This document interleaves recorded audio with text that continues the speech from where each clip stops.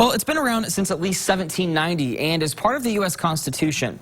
Every 10 years, the census takes place, and it can determine whether or not you see more or less growth in your community. Fox 55's Caleb Saylor is live in Fort Wayne to explain the importance of filling out the 2020 census. Caleb.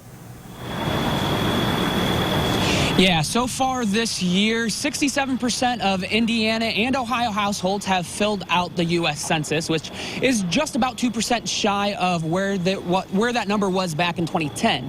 Now, if you haven't done so, you're encouraged to complete the census this year because if you don't, it could have negative impacts on your community. The U.S. Census isn't just a government effort to count the number of people who live in our communities every 10 years. It can impact whether a community can grow and voices can be heard. Quentin Dixie with the Fort Wayne Urban League says resources available to them would be impacted if the community doesn't have a total count of how many people live there.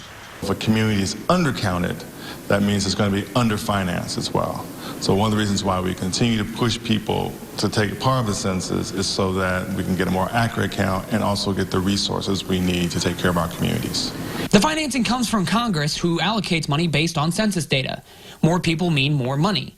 Tim Swarns with the U.S. Census Bureau says it's not just social services that'll be impacted by an undercount. Very important local programs, roads, healthcare, education, all sorts of social services are funded in part by money that is distributed based on census data. This means your child's schools could receive less government funding and your roads could be worse off due to lack of funds because of an undercount. Not only that, the 435 U.S. House of Representatives seats are allocated by state population from the census data, meaning your political voice could become softer if everyone in the state isn't counted. States that are either stagnant or losing population are at risk of losing U.S. House seats. So while on the surface it may just seem like something that's required by law, the U.S. Census information does trickle down into our communities. But the more people we can get to get involved by sending in a copy themselves or going online and filing the census report, the better off we'll be. Now, the original deadline to complete the census was last Friday. However, obviously COVID-19 has caused many aspects of life, including the census problems.